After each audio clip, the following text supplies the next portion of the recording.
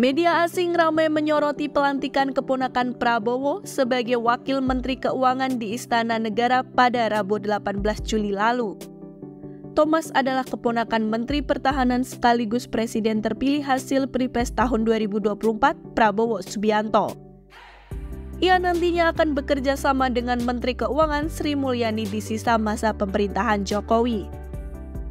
Media asing Reuters memberitakan keponakan Prabowo, Thomas Djiwandono, sebagai Wamenku dalam berita.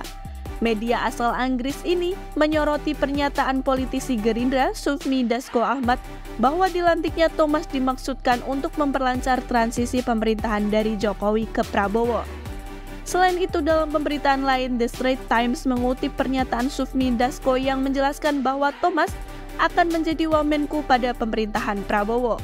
Media ini juga menyoroti terkait janji-janji Prabowo saat presiden selanjutnya menggantikan Jokowi. Lantas, siapakah Thomas Djiwandono? Thomas Aquinas Mulyatna Djiwandono, sering disapa Tommy, adalah seorang politisi dan pengusaha Indonesia yang saat ini menjabat sebagai Wakil Menteri Keuangan Indonesia sejak 18 Juli 2024.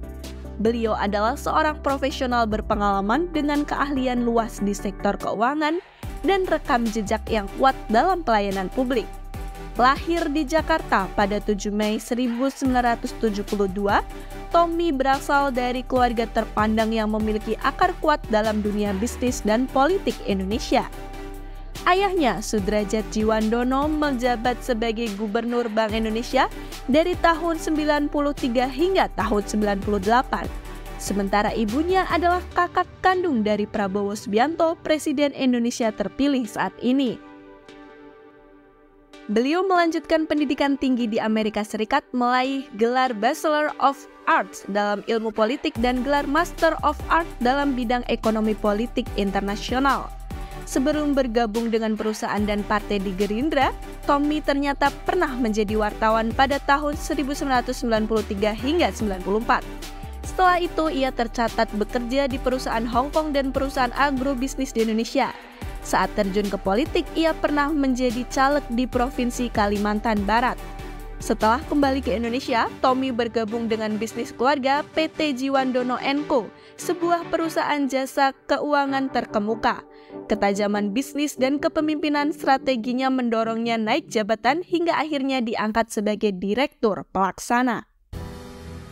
Di bawah kepemimpinannya, perusahaan tersebut berkembang pesat, memperluas jangkauannya dan memperkuat posisinya sebagai pemain yang dihormati di sektor keuangan Indonesia.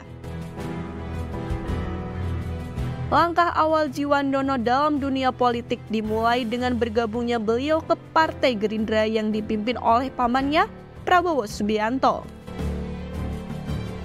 Beliau aktif berpartisipasi dalam kegiatan partai, menunjukkan komitmen terhadap pelayanan publik dan keinginan untuk berkontribusi pada pembangunan Indonesia. Pada tahun 2014, beliau terpilih sebagai bendahara partai, bukti dari keahlian keuangan dan keterampilan organisasinya. Keterlibatan politik Tommy melampaui Partai Gerindra. Pada tahun 2020, beliau diangkat sebagai anggota tim transisi untuk presiden yang baru, yaitu Prabowo Subianto. Peran ini mempercayakan dengan tugas penting untuk mengkoordinasikan penyerahan dan kekuasaan yang mulus dari pemerintahan sebelumnya dan memastikan transisi yang lancar dan stabilitas dalam pemerintahan. Kualifikasi luar biasa dan rekam jejak yang terbukti di bidang bisnis dan politik membuat Tommy mendapat pengakuan dari pemerintah Indonesia. Hingga pada Juli 2024, beliau diangkat menjadi Wakil Menteri Keuangan Indonesia oleh Presiden Joko Widodo. Pengangkatan ini mencerminkan kepercayaan pemerintah terhadap kemampuan Tommy untuk berkontribusi secara signifikan terhadap kesejahteraan keuangan bangsa. Sebagai Wakil Menteri Keuangan, Tommy akan memainkan peran penting dalam membantu Menteri Keuangan dalam merumuskan dan menerapkan kebijakan fiskal yang baik. Beliau bertanggung jawab untuk mengawasi berbagai aspek keuangan negara, termasuk penyusunan anggaran, administrasi pajak, dan pengelolaan pendapatan. Keahlian dan pengalamannya terbukti sangat berharga dalam memastikan stabilitas dan keberlanjutan sistem keuangan Indonesia. Dia juga merupakan pendukung kuat inklusi keuangan dan digitalisasi di Indonesia. beliau telah memperjuangkan kebijakan dan program yang bertujuan untuk memperluas akses ke pelayanan keuangan untuk semua masyarakat Indonesia, termasuk di daerah yang kurang terlayani dan tidak memiliki bank. Usahanya sedang membuka jalan bagi landscape keuangan yang lebih inklusif dan berbasis digital di negara ini. Di luar usaha profesionalnya, Tommy menghargai kehidupan pribadinya. Beliau menghargai waktu berkualitas bersama keluarganya, menemukan kebahagiaan dalam pengalaman bersama dan menciptakan kenangan yang indah. Tommy juga senang membaca, memperluas pengetahuannya dan membenamkan dirinya dalam perspektif yang berbeda. Selain itu, beliau adalah pegolf yang aktif, menikmati tantangan dan persahabatan dalam olahraga tersebut.